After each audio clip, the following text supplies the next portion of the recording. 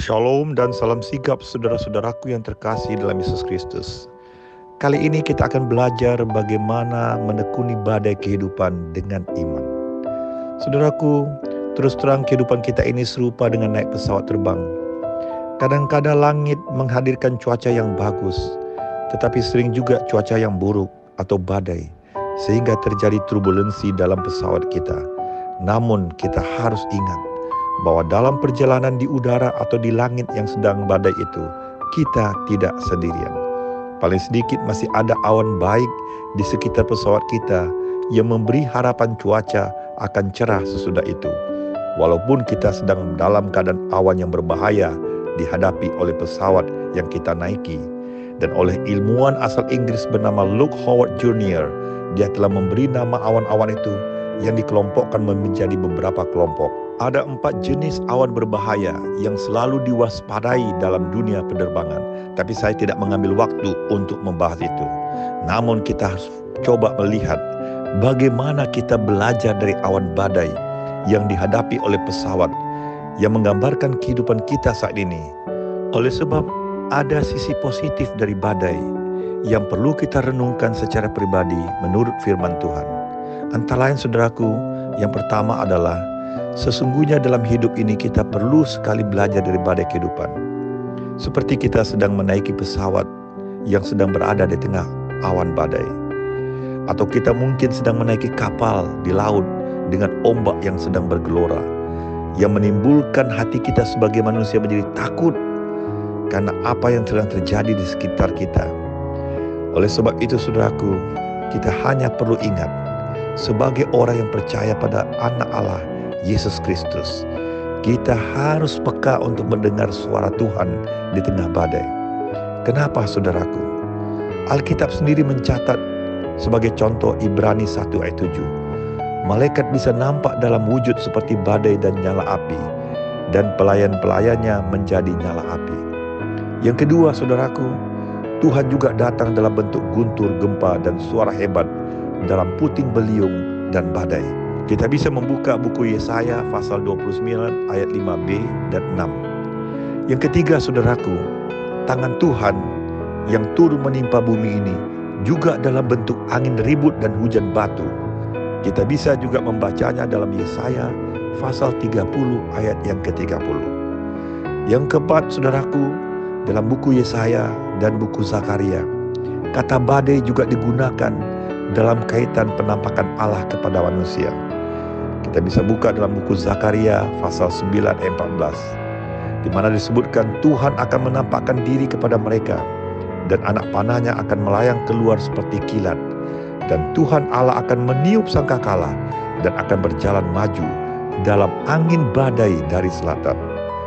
Yang kelima saudaraku, Tuhan juga berjalan dalam rupa puting beliung dan badai, sedangkan awan menjadi debu kakinya.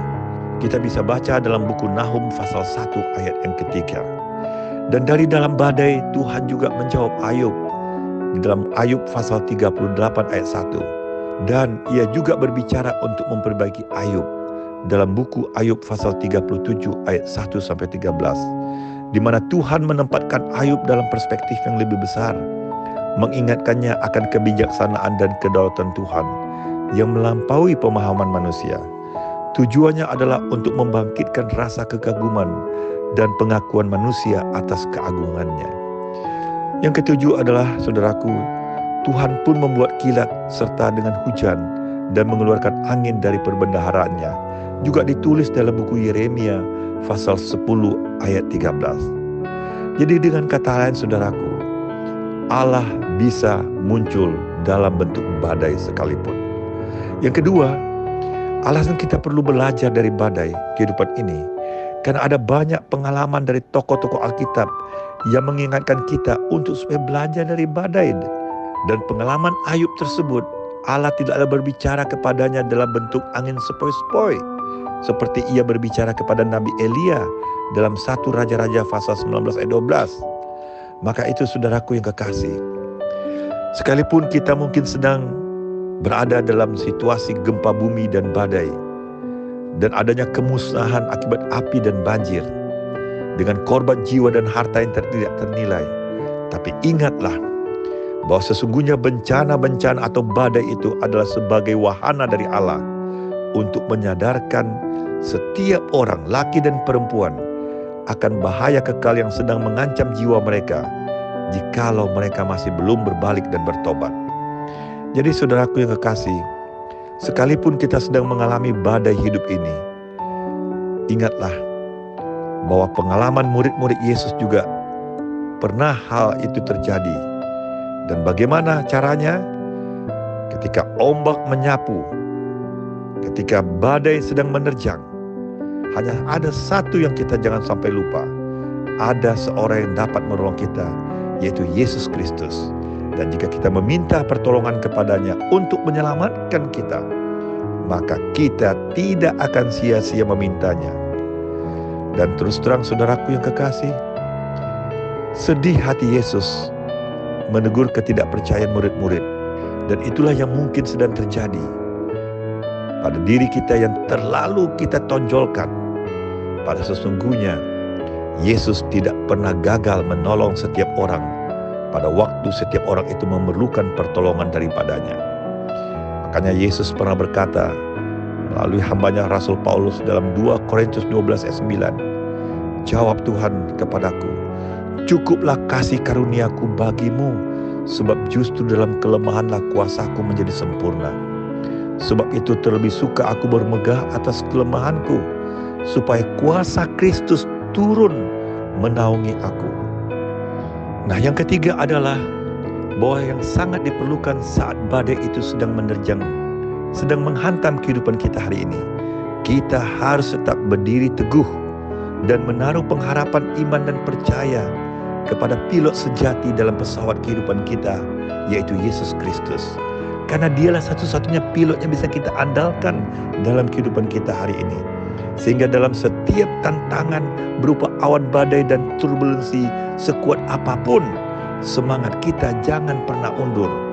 Oleh sebab dia akan menuntun kita, dia akan membuat kita mendarat di tempat yang paling damai dan aman sesuai dengan tujuan, dan membuat kita penuh dengan sukacita seperti yang telah dijanjikannya, bahwa iman kita harus tetap menyala.